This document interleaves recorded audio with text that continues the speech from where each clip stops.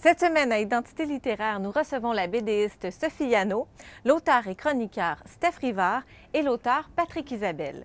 Et vous, que lisez-vous?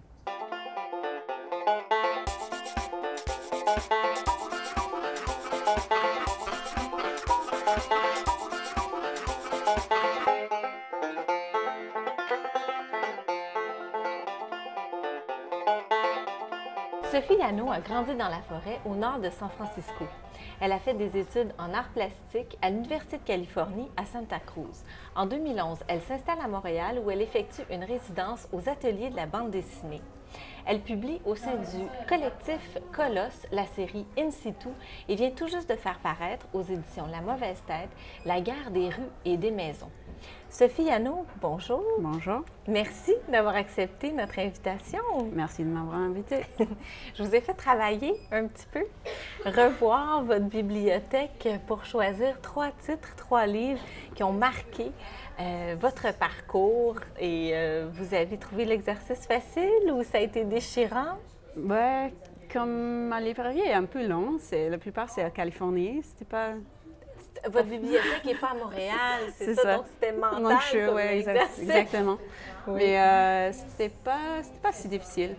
Non. Ça s'est imposé quand même. Ouais, j'ai un peu trouvé une histoire avec les livres qui... Alors racontez-nous cette histoire. Ça commence tout de suite avec Lucky de Gabrielle Bell. Ouais, Lucky, c'est un peu ça que j'ai commencé de réaliser que le BD, c'était quelque chose de très important pour moi. Je l'ai lu quand j'étais à l'université et avant ça, j'avais lu comme Calvin and Hobbes, puis des trucs comme ça. Mais, mainstream plus. Ouais, j'avais un peu comme abandonné l'idée que le BD, c'était quelque chose d'intéressant, assez intéressant.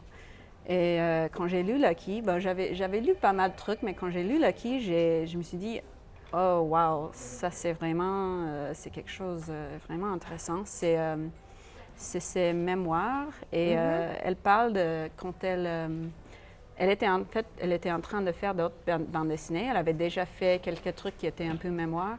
Mais là, elle parle de son travail, mais elle parle aussi de sa vie, comment ça se passe. Donc c'est entremêlés, c'est beaucoup autobiographique. Et son travail de BDiste? De BDiste, okay, oui. Mais aussi, comme elle travaille elle a des petits jobs, des petits boulots à côté. Elle cherche toujours, elle cherche des appartements, elle cherche... Ça s'attache quand même au quotidien, c'est les très petits au quotidien, oui. Et avant ça, j'avais toujours dit, le mémoire, c'est... bon, je sais pas, j'avais pas pensé que c'était quelque chose l'autre monde a trouvé comme... intéressant comme BD. Et là, je me suis dit, wow, moi, j'ai tellement envie de faire ça aussi. Donc, ça vous a ouvert à l'idée de vous-même faire peut-être la bande dessinée? Oui, c'est ça.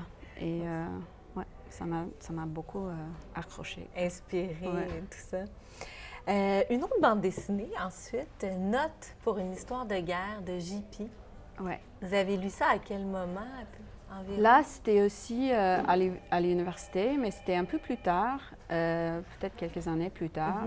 Et je l'avais lu, et ça, c'est plutôt fiction, mais ça se passe... on n'est pas sûr où ça se passe. Le lieu n'est pas nommé. Oui, c'est ça. On sait que c'est en période de guerre civile. C'est peut-être les Balkans, c'est peut-être en Italie. L'auteur est italienne. On ne sait pas exactement où ça se passe, mais c'est toi garçon qui se trouve au milieu d'une guerre et se trouve sans famille, sans autres amis. Et il essaie de combler en vie un peu. Et là, l'auteur, il y a beaucoup de réflexions là-dedans. Tu as l'impression que c'est comme un peu une histoire vraie parce que, je sais pas, le fait de ne sais pas exactement où tu es et tout ça, il n'y a pas beaucoup de choses expliquées. Je trouvais ça... Il n'y a pas de référence précise, donc ça pourrait être un peu... Oui, ça pourrait être n'importe où, c'est ça. Et ça m'a tellement intéressée. Et en fait, c'est à cause de ça que j'ai décidé que je voulais apprendre le français. Oh, c'est JP, donc, qui vous a amené, ouais, en fait, je ne savais pas qu'il était italien au début. Et j'ai réalisé que ses autres livres étaient disponibles en français. Et je savais déjà que en France, il y avait déjà eu, en français, il y avait déjà un marché plus grand qu'aux États-Unis, mais je n'avais aucune idée qu'il existait si beaucoup de choses. Oui. Et là, j'ai réalisé qu'en fait, il y a plein de choses qui sont traduites en français qui sont jamais traduites en anglais. Ils n'étaient pas disponibles en anglais, exactement. Mais en français. Mais ce livre, ça c'était, mais j'avais vu qu'il y avait des autres livres qui étaient en français et j'avais vu qu'il y avait aussi d'autres livres comme des livres chinoises qui ne va jamais être traduit en anglais, mais qui sont traduits en français. Et je me suis dit, wow, OK. Je dois apprendre le français. Je dois apprendre le français pour être capable de lire plein de choses parce que ça, c'est comme la plus facile méthode d'être là-dedans. Donc, voilà. Wow! Donc, ça a inspiré un peu, j'imagine, votre arrivée à Montréal aussi? Oui. Donc, après ça, j'ai... Bande dessinée et apprentissage du français. c'est ça. En fait, après ça, je suis allée à Paris pour étudier le français. C'était là-bas où j'ai commencé juste dans les rues, genre. J'ai pris une cours de français après ça. Il y a des références d'ailleurs à ça dans votre bande dessinée, la guerre des rues et des maisons. Ah. Oui, et en tout cas, donc, je suis retournée aux États-Unis.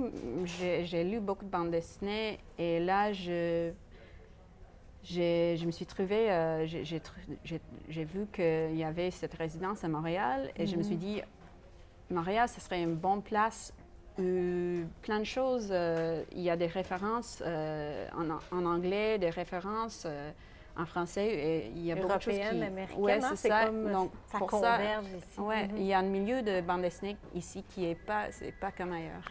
Ah, bien, c'est intéressant, ça. Sophie, on passe ensuite à un autre registre complètement. Vous nous parlez de Roberto Bolaño. J'imagine que vous l'avez lu en anglais, oui, celui-là. Et vous avez choisi Les chiens romantiques, donc la poésie de Bolaño, qu'on connaît peut-être un peu moins pour sa poésie. Oui.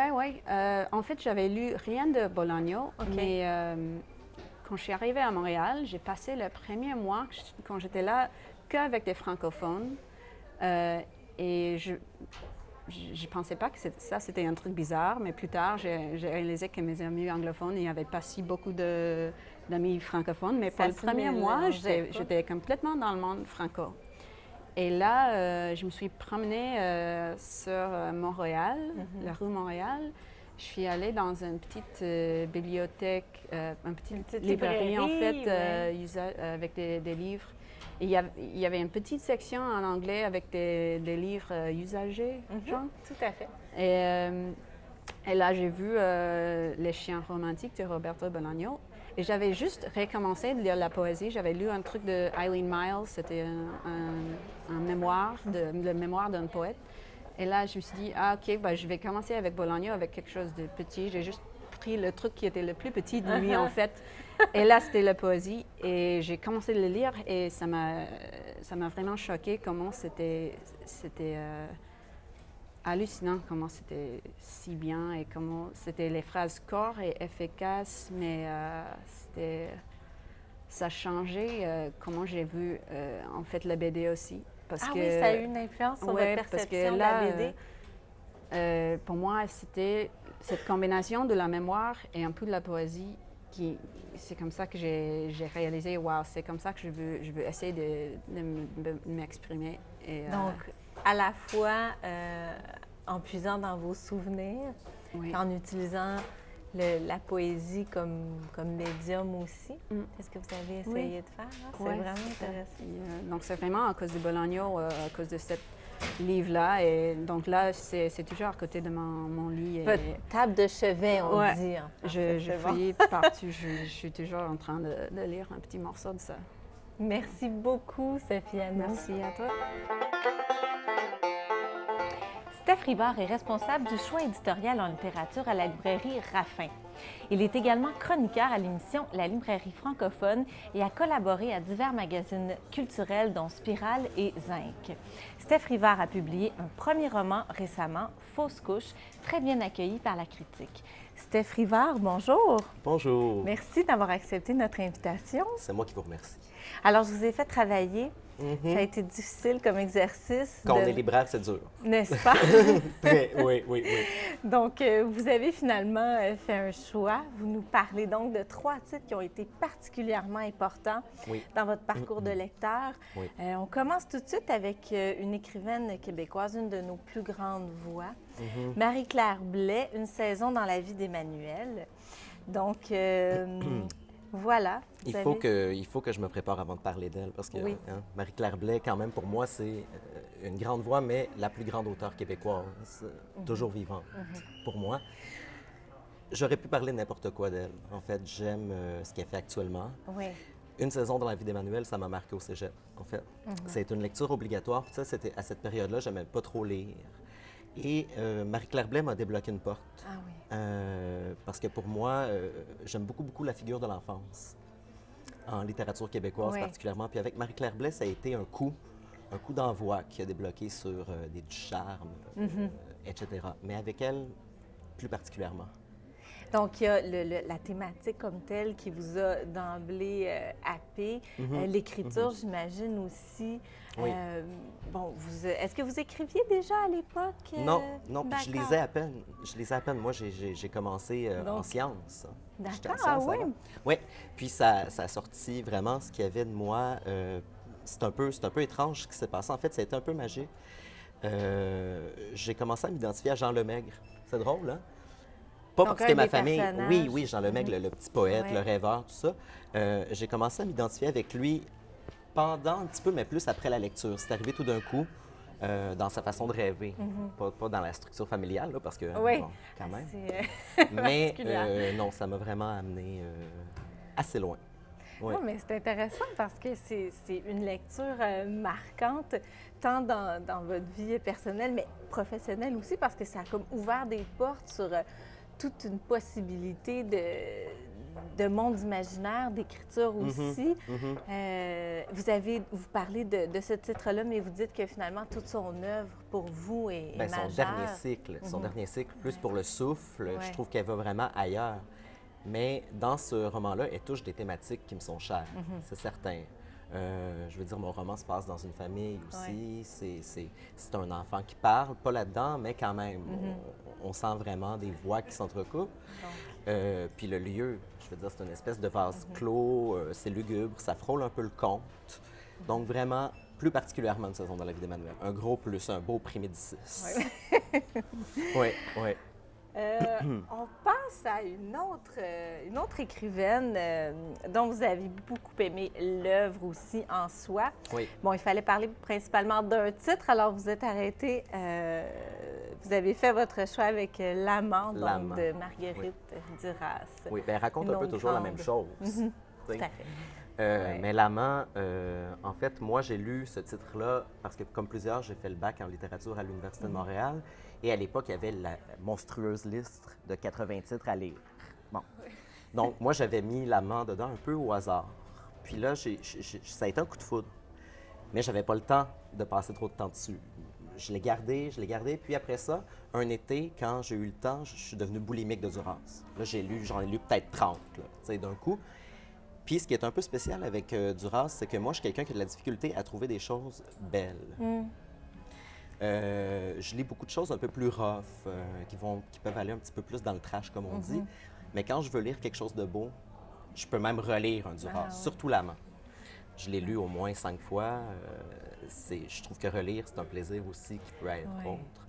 Puis avec Duras, c'est un coup sûr. Vraiment. Puis en tant qu'écrivain, maintenant, est-ce que votre regard est différent aussi sur l'œuvre? Parce que vous l'avez lu, bon, vous n'écriviez pas encore à l'époque, du moins pas, vous n'aviez pas publié. Souvent, c'est assez majeur aussi, Duras. Bien, c'est certain. Puis avec sa réflexion, elle a une grande réflexion sur l'écriture aussi. Bon, peut-être un peu moins dans L'amant. Elle va plus parler du travail de la mémoire. Mais pour moi, écrire, c'est un peu comme la mémoire. Donc, je trouve que c'est un procédé qui se ressemble. Se souvenir, écrire, pour moi, ça va ensemble. Puis, effectivement, dans Duras, je veux dire, c'est le paradis là-dessus. Là. Donc, l'autofiction, l'écriture lumineuse, bon, la poésie, en fait, le lien aussi entre le réel et les souvenirs. Hein, c'est un travail d'orfèvre qu'elle fait. Donc, vous avez lu L'amant, c'est la première œuvre de Duras oui, que vous avez lue. La première, puis pour moi, c'est la meilleure encore. Hein. Ouais. Bon, je disais que j'aurais pu en nommer d'autres. La maladie de la mort, j'ai capoté là-dessus. Mais dans L'amant, à chaque fois que je le lis, je lis autre chose. Ça, c'est intéressant. Puis je le lis différemment. Ouais. Parce que l'histoire, je la connais. Je veux dire, c'est presque comme un mythe, Duras. Là. Je veux dire, qui connaît pas sa vie? Toute personne qui s'intéresse beaucoup à la littérature, qu'ils aiment Duras ou non, la connaissent tout à fait. un peu. Parce qu'elle était un peu épouvantable dans certains domaines, mais c'était quand même une sacrée passionnée qui s'est tuée à l'écriture, littéralement. Ouais. Donc, entre chaque lecture, il y a quelque chose de différent. Puis, pour revenir sur l'idée maintenant que j'ai écrit, oui, c'est un peu différent. Parce que quand on a écrit, on n'a pas le même regard sur les questions qui concernent l'écriture. C'est ça, exact. Selon moi. Donc, je peux la relire encore plus différemment. Merci. Oui. Oui. Ah bien, merci de nous avoir parlé de l'amant. On saute maintenant à une lecture que vous avez faite, oui. L'ennemi de Duras. Sûrement un peu plus tard ou à la même époque, Les mots de Jean-Paul Sartre. Oui, un peu plus tard. Un peu plus tard. Un peu plus tard parce que, bon, Sartre, je ne l'avais pas mis dans ma liste. Non. J'avais peur de lui. J'avais peur de lui parce que moi, je le voyais plutôt comme un philosophe. Puis la philosophie, ça ne m'intéressait pas. Bon, comme j'ai dit, j'étais en sciences auparavant. Après ça, littérature. Puis là, à un moment donné, dans les cours, tu apprends qu'on fait des liens entre la philosophie et la littérature, puis que ça peut raconter presque la même chose. Donc, pour moi, les mots, c'est un pont entre la littérature et la philosophie. Oui. Parce que c'est écrit, je veux dire, c'est écrit d'une main de maître, les mots quand même. C'est autobiographique. Et c'est la venue aux mots pour Sartre. Et je pense que c'est un peu le chemin que j'ai eu. Parce que, comme je l'ai dit, je n'aimais pas lire. Puis à un moment donné, j'ai commencé à être curieux. Puis à un moment donné, je me suis ramassé au bac en littérature. Puis après ça, la maîtrise. Mais comment je suis venue à cet intérêt-là, c'est en lisant. Et après, ça a été l'écriture. Je veux dire, dans les mots de Sartre, il y a lire, écrire. Pour lui, ça va vraiment ensemble. Et au-delà de ça, Sartre, ce qui m'a appris, c'est vraiment à penser en écrivant. Parce que au départ, moi, j'étais quelqu'un qui était beaucoup dans l'automatique. Dans l'automatisme, oui. Dans l'autofiction pure et dure, le témoignage à la limite. Puis à un moment donné, je me suis dit non, mais comment je peux penser en écrivant? Puis c'est important ce qu'il y a en dessous des mots. Donc, une toute autre façon d'envisager l'acte d'écrire. Oui, mais pas avec... souvent, les gens vont dire que quand on pense trop en écrivant, c'est mauvais parce que ça castre, etc. Pas pour moi. Pas pour moi. Parce qu'au contraire... je suis quelqu'un qui aime revenir sur les textes, corriger. Je pense que la plus grande censure qu'il y a, c'est la censure littéraire, pendant qu'on écrit. Donc, Sartre m'a appris à dealer avec ça, entre guillemets, puis à en être conscient. Oui. Steph Rivard, merci beaucoup. J'espère qu'on aura le plaisir de vous lire à nouveau dans les prochains mois. Je l'espère. Merci. Merci. Merci beaucoup. Tout de suite après la pause, nous recevons l'auteur Patrick Isabelle.